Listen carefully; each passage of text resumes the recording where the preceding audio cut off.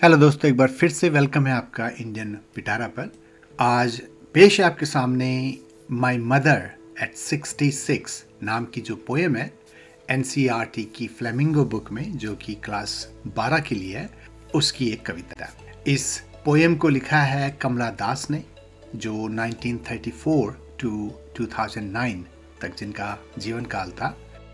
और दोस्तों, ये जो पोएम है ये एक फ्री वर्स है, मतलब इसमें कोई फॉर्मेट नहीं है, इसमें कोई राइमिंग या सर्टेन जो रूल्स होते हैं ए बी बी सी सी ऐसे करके, मतलब इसमें कुछ नहीं है। ये फ्री फ्लोइंग है, बस अपने तरीके से बह रही है जैसे कि एक रिवर होती है। और इसमें ये दिखाया गया है कि कैसे जो नेचर है आदमी की लाइफ की, वो कैसे चेंज होती है, एक स्टेप से दूसरे स्टेप ऐसे करते करते वो अपने अंतिम पड़ाव की तरफ पहुंचने लगती है। और उनके साथ जो बंधे हुए लोग होते हैं वो उन्हें देखते हैं, उनकी चिंता होती है उन्हें, लेकिन नेचर को आप बांध के नहीं रख सकते। जो लाइफ स्पैन है आदमी की, वो एक ना एक दिन जाके अपने अंतिम छोर पे, एंड पे जरूर आती है। और हम सिर्फ इसे महसूस करते हैं और कई बार हम इसे एक्सप्रेस भी नहीं कर पाते कि कैसे हम इसे एक्सप्रेस करें कि something that was once ours is not going to be ours anymore. तो ये जो है कविता की मेन थीम है। तो चलिए देखते हैं इसे लाइन बाय लाइन क्या कहती है ये poem.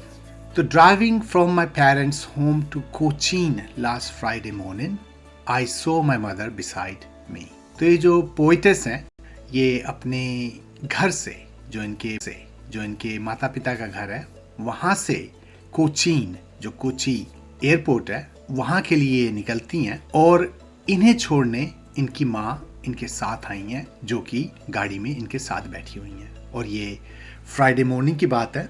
Dose open mouthed, her face ashen like that of a corpse and realized with pain।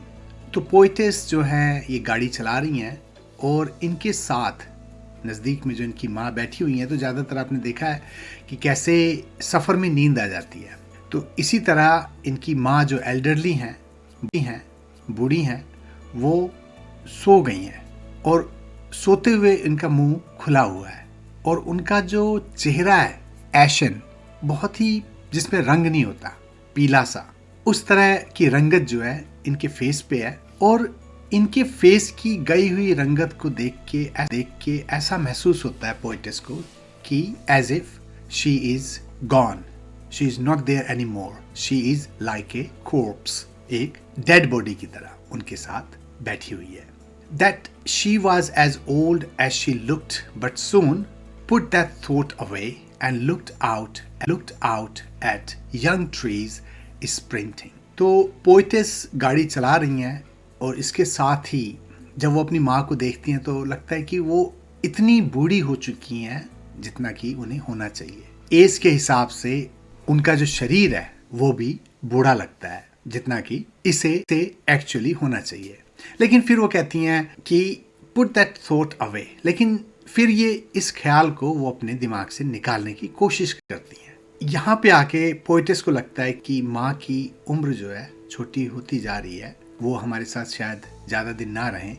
इस ख्याल को अपने हटा देने के लिए वो बाहर की तरफ देखती हैं, जो कार की विंडो है उससे, और वो देखते हैं कि कैसे जो यंग ट्रीज, जो नन्हे पेड़ हैं, जो अभी अभी जिन्होंने अपने जीवन को शुरू किया, स्प्रिंटिंग, वो भाग रहे हैं तेजी के साथ। स्प्रिंटिंग क्योंकि जब आप सफर करते हैं तो आप आगे जाते हैं और चीजें जो पीछे छूटती हैं, तो ऐसा लगता है कि जैसे ये पेड़ जो है निकल के चारों तरफ भाग रहे हैं।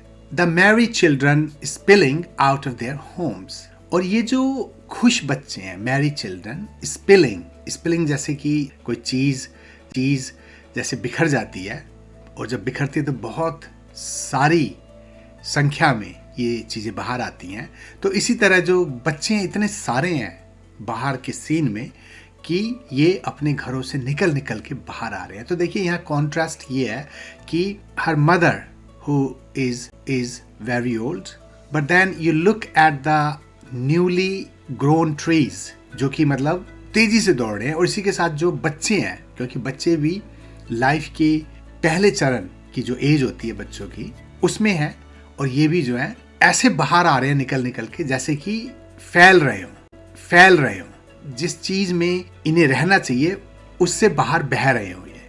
तो ये थोड़ा कॉन्ट्रास्ट है नेचर का, कि एक तरफ my mom who is very old and her face is ashen, she looks like a body that has no life in it, and at the other side of the life you see that there are young trees and married children, but after the airport security check standing a few yards away। और उसके बाद इनका जो सफ़र होता है ये ख़त्म होता है, ये एयरपोर्ट पे आते हैं, सिक्योरिटी चेक में माँ एक तरफ खड़ी है और जो पैसेंजर अवर पोएटिस दूसरी तरफ खड़ी हैं, वो एक दूसरे को देख रही हैं, कुछ मीटर की दूरी पे हैं दोनों। I looked again at her, wan pale as a late winter's moon. और फिर जब मैं देखती हूँ उन्हें, तो फिर ये जो एहसास है, ये जो ओल्ड एज का एहसास है, उनके चेहरे पे वान पीला मुरझाया हुआ जो उनका चेहरा है फिर से मुझे दिखाई देता है, जैसे कि सर्दियों का जो चांद होता है, जब उसे आप सुबह के वक्त देखें तो वो जाने वाला होता है, चारों तरफ ठंड का माहौल होता है, और उसमें ये जो चांद है ये भी ऐसा लगता है जैसे कि शायद इसकी रोशनी खत्म हो गई हो। तो उसी तरह एक जब पोएटिस अपनी माँ को देखती हैं तो उन्हें भी कुछ ऐसा ही फील होता है। And felt that old familiar एक माई चाइल्डहुड्स फियर। और उसके बाद फिर से ये जो इमोशन होती है उनकी, ये जो डर होता है, जो कि कार में इन्होंने अपनी माँ का चेहरा देखा होता है और उससे हटने के लिए ये बाहर की तरफ देखती हैं, लेकिन जब एयरपोर्ट पे ये फिर से अपनी माँ का चेहरा देखती हैं तो वही पुराना दर्द, एक पेन जो कि इनके बचपन से इनके साथ रहा है।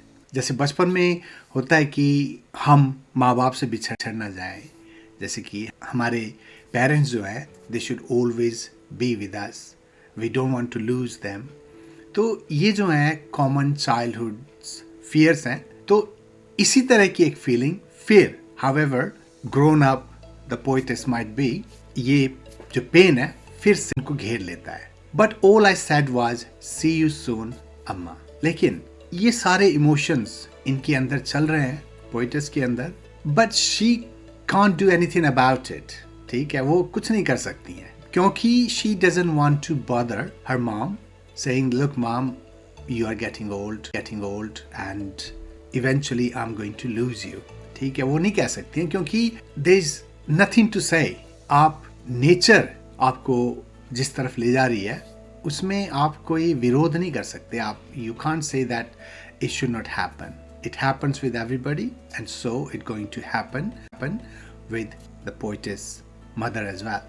तो इसलिए वो सारे अपने जो जज्बात हैं, जो इमोशंस हैं, उन्हें वो छुपा के कहती हैं कि अम्मा मैं तुमसे फिर जल्द ही मिलूंगी। All I did was smile and smile and smile। ये जो लास्ट की लाइनें हैं इसमें आप देख सकते हैं कि अपने अंदर जितने भी इमोशंस आ रहे हैं पोएटिस की, वो इन सब इमोशंस पे कंट्रोल करके, because she doesn't want her mother to see her sad face, वो स्माइल करती हैं और बिहाइंड अपनी स्माइल के अपने दुखों को, अपने इमोशंस को, अपने पेन को वो छुपा लेती हैं और सिर्फ स्माइली फेस के साथ वो अपनी मदर को गुड बाय कहती हैं। तो दोस्तों ये था